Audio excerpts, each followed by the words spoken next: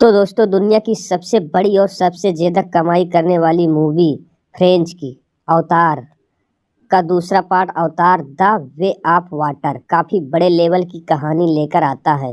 अगर आपने इसका पहला पार्ट नहीं देखा है तो पहले उसे ज़रूर समझ लीजिए, क्योंकि ये मूवी वहीं से आगे बढ़ती है। चलिए बिना टाइम बर्बाद किए आसान भाषा में इसकी कहानी शुरू करते हैं। पहले भाग में इंसान पृथ्वी के खराब होते हालत से भागकर एक नए ग्रह की तलाश करते हैं और उन्हें मिलता है हरा भरा चांद पेंडोरा। उधर रहते थे नावी, जो प्रकृति को माँ की तरह मानते हैं। इंसानों की कंपनी RDA पेंडोरा के कीमती संसाधन निकालने आती है। इसके लिए वो अवतार बॉडी बनाते हैं, नावी जैसी बॉडी जिसे इंसानी दिमाग मशीन से कंट्रोल करता है।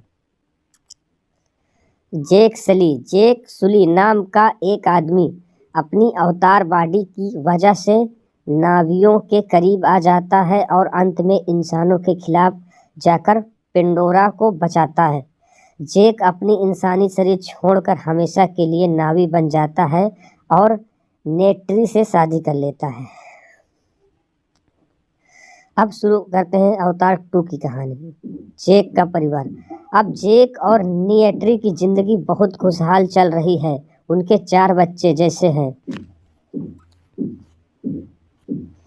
नेटियम जिम्मेदार और समझदार, लोआक थोड़ा जिद्दी नियम तोड़ने वाला, टूक सबसे छोटी प्यारी लड़की, किरी गोद ली हुई बेटी जिसे प्रकृति से अजीब तरह का गहरा कनेक्शन है। ये ग्रेस ड्रा अगस्त के अवतार से रहस्यमयी तरीके से पैदा हुई थी। ठीक बच्चों, उनके साथ रहता है स्पाइडर, एक इंसानी लड़का जो पहले वाले विलन कर्नल क्वारिज का बेटा है। फिर इंसान वापस आते हैं। कई साल बाद इंसान फिर से पेंडोरा पर उतरते हैं, इस बार बहुत भारी टेक्नोलॉजी और नए हथियारों के साथ। उनका मकसद साफ था, पृथ्वी खत्म हो रही है और अब पेंडोरा को ही अपना नया घर बनाना है। फिर शुरू होती है विनाश, जंगल कट जाते हैं, फैक्ट्रियां बनाई जाती हैं, नावियों के इलाके तबाह होते हैं। जेक अब नावियों का लीडर है, इसलिए इंसानी मशीनों पर हमला करता है। RDA एक बड़ा कदम उठाती है, मर चुके सोल्जर्स की यादें और DNA नई अवतार बॉडी में डालकर उन्हें वापस जिंदा किया जाता है। इनमें शामिल है कर्नल क्वारिज, जो अब नावी बॉडी में है। उसका एक मिशन है, जेक साली को ढूंढकर खत्म करना। जेक का परिवार खतरे में। एक दिन कर्नल जंगल में जेक के बच्चों को पकड़ लेता है, लेकिन जेक और नेट्री पहुंच जाते हैं और उन्हें छुड़ा लेते हैं। लेकिन स्पाइडर वहां छूट जाता है और RDA उसे पकड़ लेती है। क्वारिज को स्पाइडर अपना बेटा होने का एहसास होता है और वो उसे मारता पीटता नहीं, बल्कि उससे नावी भाषा व कल्चर सीखता है। जेक समझ जाता है कि स्पाइडर को बहुत सी बातें पता है, इसलिए कर्नल जल्दी उन्हें ढूंढ सकता है। इसलिए जेक अपनी पूरी परिवार के साथ जंगल वाला कबीला छोड़ देता है। सली परिवार का पानी वाले कबीले में जाना। जेक लोग समुद्र के पास रहने वाले मैटकाइना कबीले के पास पहुंचते हैं। ये लोग पानी में रहते हैं और समुद्री जीवों के दोस्त होते हैं। वे जेक को शरण देते हैं और उसका परिवार पानी की दुनिया सीखने लगता है। गहरे पानी में सांस रोकना, समुद्री जीवों से जुड़ना, पानी की सवारी करना। किरी को तो समुद्र की आत्माओं से बहुत गहरा रिश्ता महसूस होता है।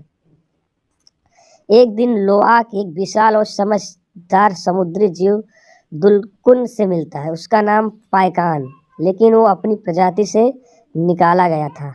बाद में पता चलता है कि इंसान ने उनकी प्रजाति पर हमला किया था और पायकान ने कभी कोई गलत काम नहीं किया। लोआक उस पर भरोसा करता है और उनकी गहरी दोस्ती हो जाती है। कर्नल की दरिंदगी और टुलकुन का कत्ल। कर्नल पानी वाले इलाके में जेक को ढूंढ नहीं पाता, तभी वह एक नीच चाल चलता है। वह टुनटुन का शिकार करवाने लगता है, क्योंकि समुद्री नावी टुलकुन को परिवार की तरह मानते हैं। उनकी मौत से पूरी समुद्री कबीला टूट जाता है। इस शिकार के दौरान पाइकन पर भी ट्रैकर लगा दिया जाता है, कर्नल बच्चों को पकड़ लेता है। लोवाक और बाकी बच्चे पाइकन के शरीर से ट्रैकर निकालते हैं, लेकिन तभी कर्नल हमला कर देता है और लोवाक, टूक, मुखिया की बेटी सीरिया इन सबको पकड़ लेता है। फिर शुरू होती है समुद्र की सबसे बड़ी लड़ाई। जेक और नेट्री मैट काइना की सेना के साथ पहुंचते हैं। पाइकान भी आ जाता है और मरीन सैनिकों को उछाल उछाल कर मारता है।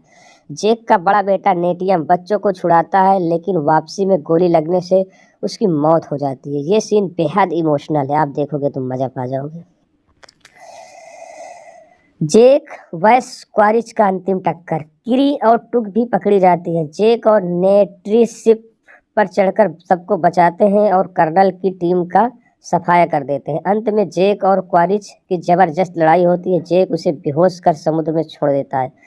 स्पाइडर उसे देखकर बचा लेता है, लेकिन उसके साथ जाने से मना कर देता है। कहानी का अंत। नेटियम का समुद्र के तरीके से अंतिम संस्कार किया जाता है। कबीलों का मुखिया जेक से कहता है कि अब उनका परिवार भी मैट काइना का हिस्सा है, इसलिए सली परिवार वहीं रहने का फैसला करता है। लेकिन आरडीए और क्वारिच के साथ जंग अभी खत्म नहीं हुई। ये सब अवतार 3 में आगे बढ़ेगा। तो दोस्तों, ये थी अवतार 2 की आसान और नई तरह से समझाई गई कहानी। अगर आपको ऐसी ही शॉर्ट और क्लियर एक्सप्लेनेशन वीडियो पसंद आती है तो वीडियो को लाइक और शेयर जरूर करें और चैनल को सब्सक्राइब करके बेल आइकन भी दबा दें। Thank you.